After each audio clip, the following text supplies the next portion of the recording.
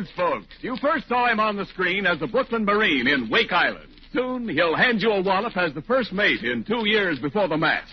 He's Hollywood's magnificent mug. Go on, call me names. But remember what Shakespeare said. He who steals my purse steals cash, but he who steals my brain steals trash. No, that don't sound right. The American Meat Institute presents William Bendix in The Life of Riley.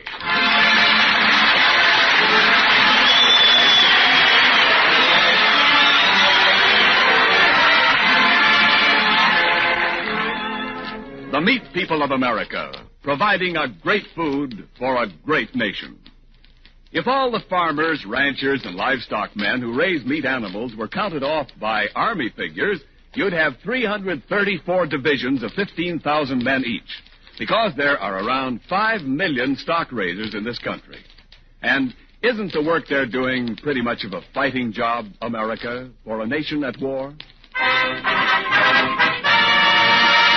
And now, on behalf of all those engaged in supplying meat to the nation, the American Meat Institute presents The Life of Riley.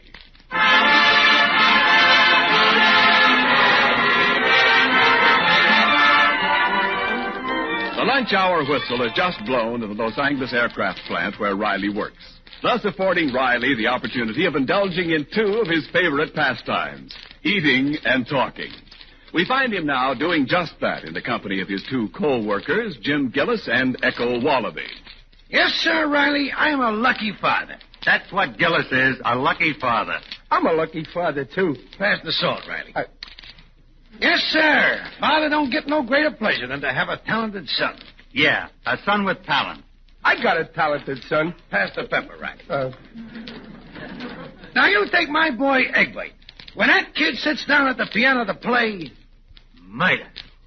Well, now you take my boy Junior. He can take a baseball and throw it. You should have heard Egbert last night. The way he knocked off that Moonlight Sonata, murder. Murder. Well, my boy Junior can take a ball seat and throw it. Believe me, Echo, I'm not bragging. But my boy sat on that piano stool just like Josie Iturby. Yeah, Josie Iturby. Well, my boy Junior can take a ball and throw it. Do me a favor, Riley. Take that ball and throw it already. Yeah, throw it already. Believe me, I know how to bring up my boy, Riley. When he's invited out to a party, one thing he ain't gonna be no wallflower. He sits down and knocks off a couple of sympathies. But what did your Junior do? What did your Junior do? Start pitching curves in the parlor? Of course, if you don't want to take no interest in the boy... Now, wait a minute, Gillis. Who says I don't take an interest in my boy? Don't I feed him? Don't I dress him? Ain't I always correct on his grammar?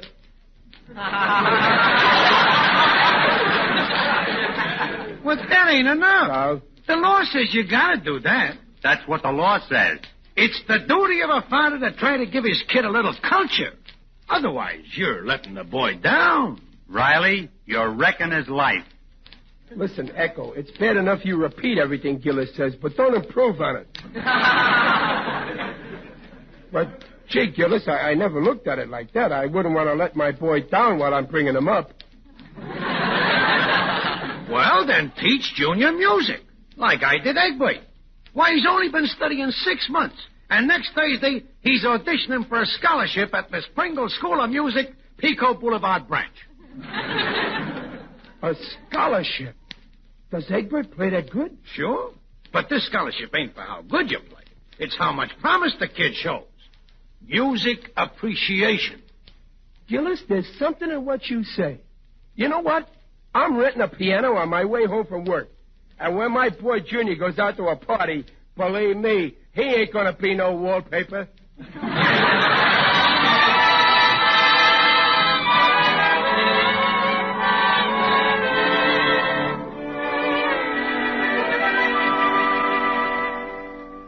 Junior, remember I told you if you were a good boy and did your homework and helped your mother and didn't fight with your sister, I'd get you something nice?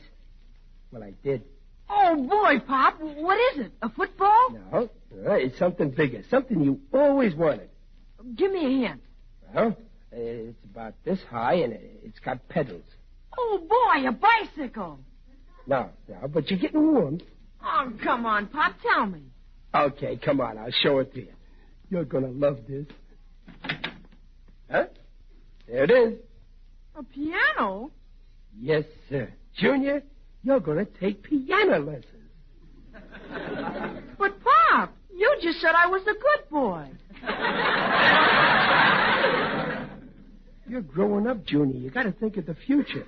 I want you to be talented like other boys, like Egbert Gillis, so I can be proud of you. But, Pop... Oh, boy, I wish I had a chance like this when I was a kid. The nearest I ever got to a piano was when I helped my father move one. Can't you see, Sonny? I'm trying to give you a little culture. Well, I don't want culture, Pop. I want to be like you.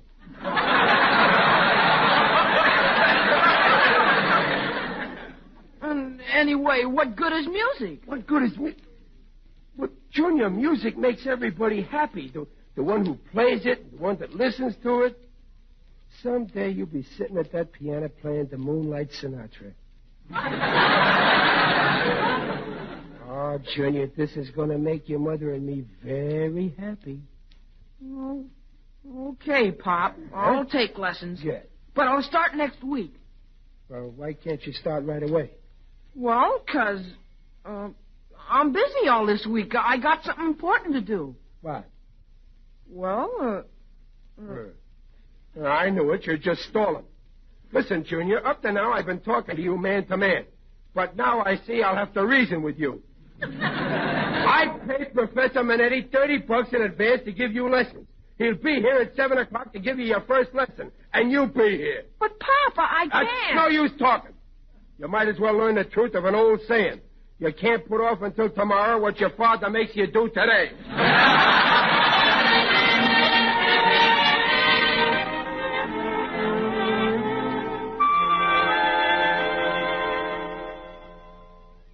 I gotta go, Mr. Riley. You boy, Junior, he's still no here. Already I'm away to 30 minutes, and you wait to 30 minutes. That's an hour, all chopped. Well, I don't know why he ain't here, Professor Manetti. I told him about the lesson. Maybe he'll be here soon. Couldn't you wait No, I got a schedule. I can't wait too long. It's too bad. I'm so sorry you gotta lose the money for this first lesson. Yeah, I can see you're sorry. I wouldn't like to lose that money. Look, Professor, is the first lesson hard? No, it's so easy any dope could learn. Okay, then you teach it to me. And then I'll teach it to Junior, and that way he can start off next week with lesson 2 without losing no time. Huh? Oh, I see. You're going to be the middleman, huh? See, I'm a teacher. All right. Let us commence from the commencement. First, tell, what do you know about the piano? Well, this here is called the stool, and to make it higher, you turn it to the right or left. I'm see. That's the answer to my question. You don't know nothing. Well, I wouldn't say that. I play the harmonica, and I guess it's the same principle as the piano, only a piano's too heavy to pick up and put in your mouth. Oh, man, Jimmy, what I gotta go through to make a little spaghetti. Go ahead, the pigeon, sit on a stool. Okay, Professor. Now listen and no talk. No. I'm going to play notes and tell you the names. Uh-huh. C, D, E, F, G, A, B, C. You catch? Well, sure, but I got a good memory. You can go all the way up to Z. Mr. Riley, there's no Z in the piano. Why? There's no Y either. Oh. And there's no O. Please, let me teach. Please let me teach. Well, all right. Listen. C, D, E, F, G, A, B, C, C, B, A, G, F, E, D, C. Now you try. All right, just move over. C, D, E, G. Wait, you miss F. Don't get excited. I'll get it on my way back.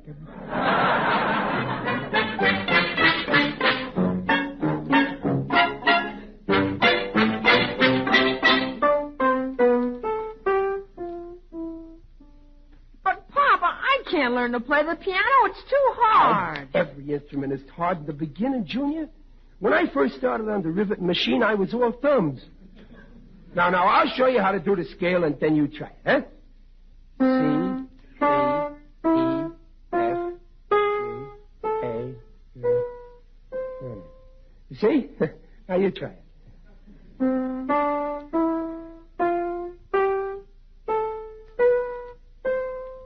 No. You got it all wrong. It goes like this.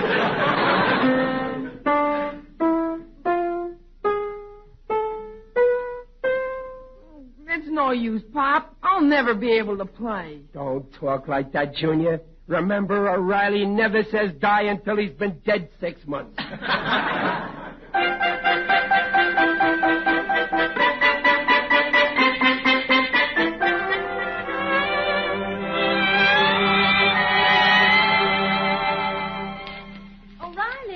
Junior. Dumpling. Junior's just going into practice. We mustn't make no noise. So you finally got him to practice after 5 days of arguing. Well, sure. I found out that when I watched him, it made him subconscious. So now I'm leaving him alone. You see, Peg, you got to know how to handle a boy. Let's sit in the kitchen and listen. Hey, Egbert Gillis. Here I am, Junior. Shh. I'm in the window. What's up, Junior?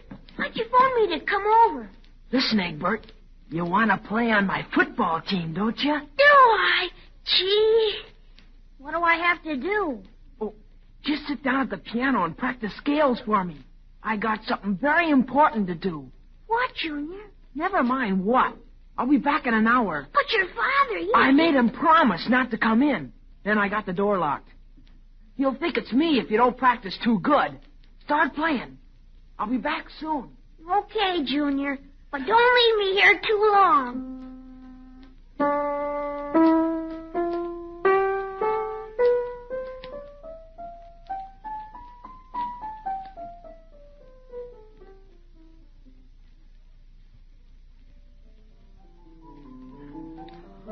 Riley, listen to that. Can that really be Junior? Sure. Peg, I'm frightened. Listen to them scales. And he only had one lesson, which I gave him. Oh. I can hardly believe my ears. Let's go and take a peek at it. No. We'll spoil the mood. Listen to that boy play. And he's only using 2 hands.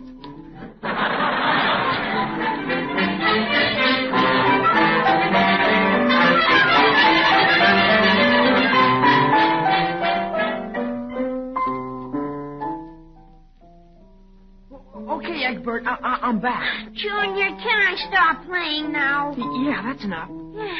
Did my father? No one came in. That's swell. Junior! My pop, quick, beat it out the window. Okay, Junior. Junior, could we please come in, please? I'll unlock the door, Pop. Junior, I'm so proud of you. I don't... Oh, Pop, don't kiss me. Oh, excuse me. I guess I'm a little excited, Junior. Have a cigar. I mean, here's a nickel, Junior. Junior, it was wonderful. Play some more for us. Yeah, go on, Junior. We didn't hear so good in the kitchen. Here. Well, you see, my wrists are a little tired. Oh, well, then don't you play another note. I don't want your hands to get a Charlie horse. Oh, I think I'll go get a sandwich. Oh, sure. Anything you want. Get 2 sandwiches. Oh, Junior. Yes, Pop? Oh, be careful. Don't get your fingers caught in the icebox.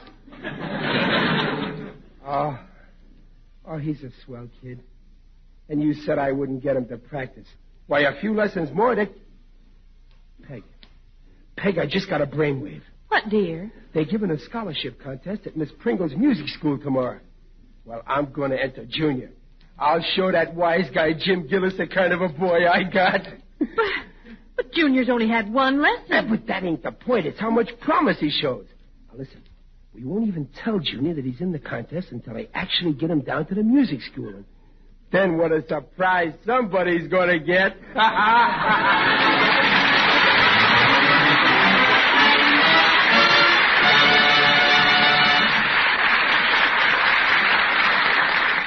Well, maybe it will be Riley instead of Junior who gets the surprise when he hears Junior play in the piano contest. Until we find out in a minute, this is Ken Niles with an honest answer to a pressing question. What meat will I serve for dinner tomorrow night, or any night? Well, let me submit something I personally can take with a smile any night in the week. Stew. Meat stew. Stew based on beef, veal, mutton, or leftover pork. Stew with vegetables. Stew with dumplings, Irish stew, and mulligan stew. Stew that bubbles and sings on the stove and makes a man sing at the table. You know, the two beauties of stew are, one, no matter how scarce a steak or roast, your meat man usually has beef for stewing. Two, you can make a stew with ease with whatever vegetables, new or left over, you happen to have handy. Just start your stew early enough in the afternoon so it has plenty of time to rise to the heights of tenderness and warm, friendly flavor. Steaming as you take it from the kettle, bright, cheerful. But wait, all in favor of stew, boys? And remember, the meat of stew furnishes those same high-quality proteins that make meat a yardstick of protein foods. Why? Because meat measures up to every protein need. And now back to The Life of Riley with William Bendix as Riley.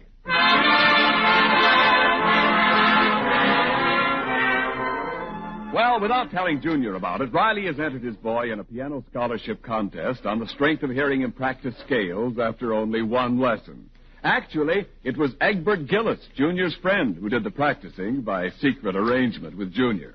And Riley is blissfully unaware that Junior doesn't know one note from another. At the moment, Riley is luring Junior to the music school, and Junior is very suspicious. But, Pop, why are we going into this music school? You said you were taking me to a dentist. Oh, well, yeah, I said I was taking you to a dentist so you wouldn't get nervous. But, Pop... Now, don't you worry, Sonny. Now, this ain't going to hurt a bit. Come on in. Oh, look, there's Jim Gillis. Hey, Gillis. Shh, no noise, Riley, please. That's Egbert playing an every scholarship. Didn't know.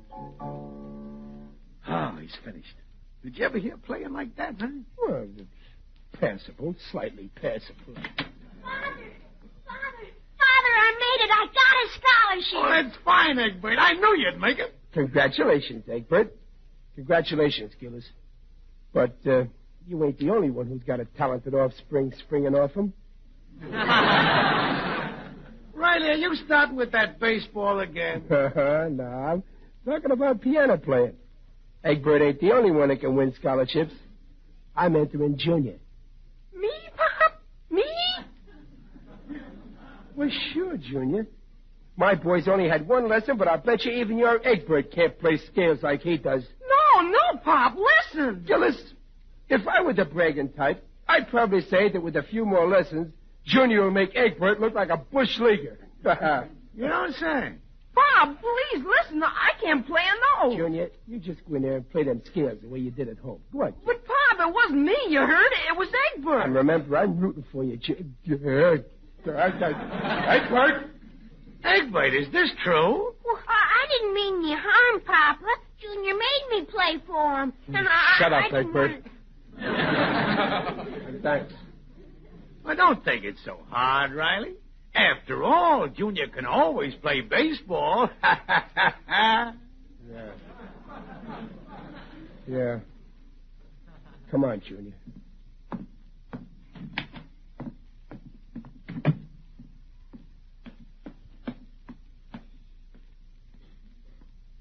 Pop. Pop. Pop, why don't you say something? There's nothing to say, Junior. I just made a mistake, that's all. Gee, I didn't think... I'm sorry. I guess maybe Jim Gillis is a better father than I am, so... That's why his son plays square with him. Pop, I didn't mean to let you down. Honest, I didn't. I wanted to take lessons. I wanted to practice, but this week I had something important I had to do. Oh, you're starting that over again, huh? Well, it's true, Pop. Well, what'd you have to do? Well, you see, I can't tell you, Pop. You wouldn't understand. Yeah, I guess I wouldn't. I was fool enough to think that someday I'd walk into the lobby at Carnegie Hall and see a bust of your fingers.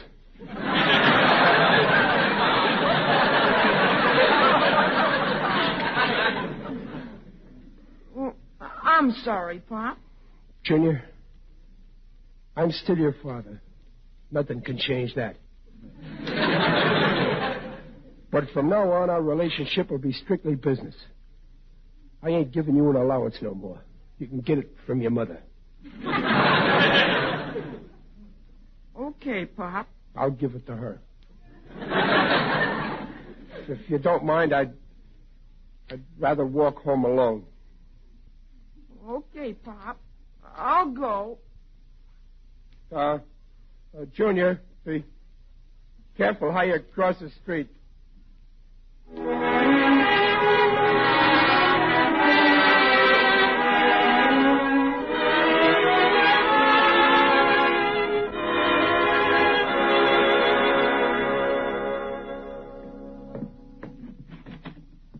that you, Riley? Yeah, Peg, it's me. Well, dear, how'd everything... Well, what happened, Riley? You don't look very well. Don't let that fool you. I feel terrible. Oh, where's Junior? Something go wrong at the music school?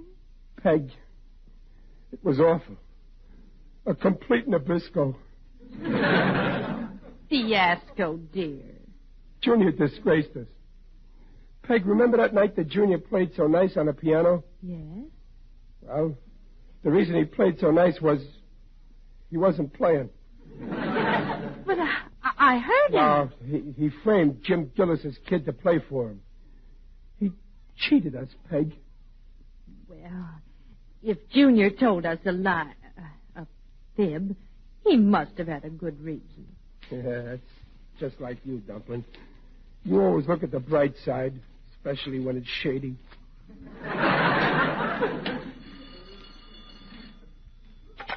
Hello. Hello, Riley.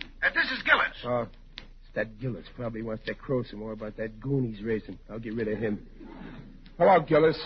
Look, I can't talk to you now. I'm sitting in the bathtub. Oh, in the bathtub, huh?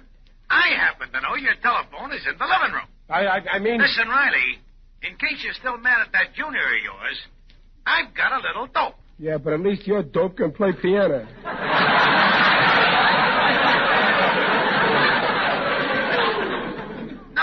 No. I mean, I know why your boy done what he done. Why he got my kid to sit in for him and practice. Yeah? Why, Gillis? Well, Egbert says your Junior's been working in the post office during the rush hour every afternoon to get some extra dough. Well, what for? Don't I give him 40 cents a week? Yeah, but Junior had to raise $3 by yesterday so he could buy a stylish birthday present for some little dame he's in love with. My boy Junior says Junior's crazy about this guy. Peg, there's a girl in Junior's life. Oh, really? Peg, I don't see what's funny about that. Well, thanks, Gillis. I figured it's my duty as a friend to keep you as posted on what your kid's doing. Naturally, with my kid, I got no problems. I bring him up to respect me Goodbye, and to Gillis. listen to what... Peg, let's face it. I'm a failure as a father. We got a boy who'd rather hang around with a girl than practice the piano.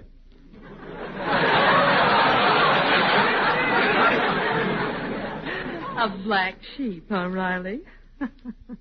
13 years old, and all he thinks about is girls. Riley, do you remember when you were 13? Yeah. Did you ever think about girls? Did you say 12 or 13? Well, anyway, it ain't exactly as having a crush on a girl. It's playing tricks and back of my back. Riley, Junior's coming up the walk now. You have a nice talk with him. I'm all done talking to him. This time I'm letting him do the talking. But... He don't know I know the truth, so when he's all through with some new fairy story, then I'm going to really let him have it. Now, here he is. Now, don't lose your temper. All right. Hello, Junior. Your father wants to talk to you. Yeah? Hello, Pop. Good evening, Chester.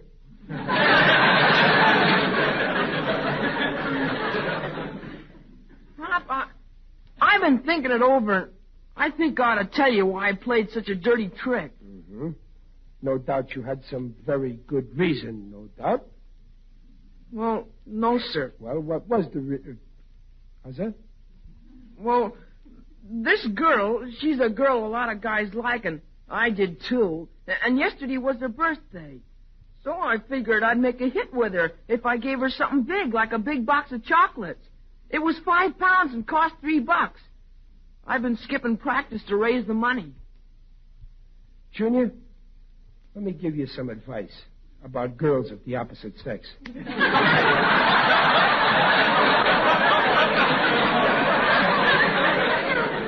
Junior, you can't buy love. When I was courting your mother, did I have to give her candy or perfume or expensive jewelry? No, I just gave her me. That was enough. You're right, Pop. Certainly. When I gave her the candy, she took it and went off driving with Skinny Hooper. The last I saw him, she was stuffing my chocolates in his mouth. Well, cheer up, Junior. Maybe they were stale. It'll never happen again, Pop. I'm through with women. Well, don't make no definite decisions on that. They may not be through with you. But anyway, Junior, I'm proud of you for leveling with me. Well, that's okay, Pop. And listen, Pop. Yeah? I'm going to practice piano every day now, starting today. Atta boy. And you know something, Junior? If you practice hard, one of these days you're going to play just as good as that great Irish pianist, Paddy Ruski.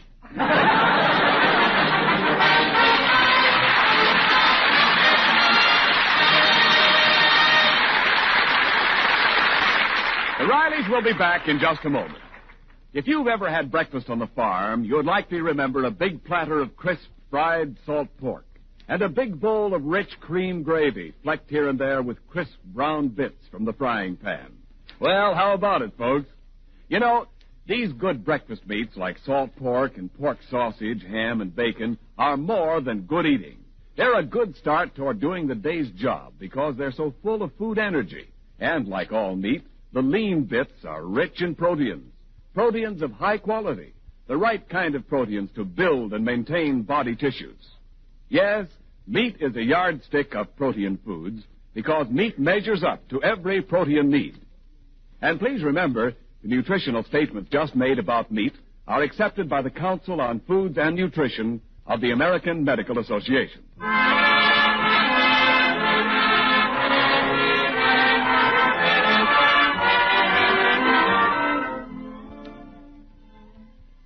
Call me, Riley? Yeah, Dumpling. Come on in, sit down. Me and Junior here, we're going to play a duet on the piano. Me on this here harmonica and Junior on the piano. Are you ready, Junior? Okay, Pop. All right. Home sweet home. Let her go.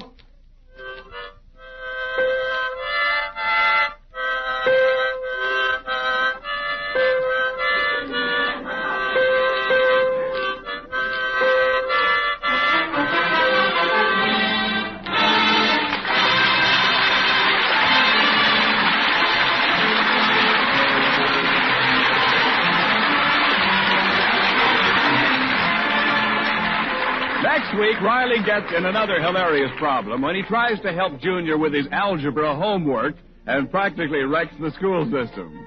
So follow The Life of Riley, starring William Bendix and sponsored by the American Meat Institute, next week at this very same time. William Bendix appears by arrangement with Hal Roach. The Life of Riley was directed by Don Bernard with music by Lou Kozloff and came to you from Hollywood. This is Ken Niles saying, see you next week. This is the Blue Network. 7:30 KECA, Los Angeles. Transcribed.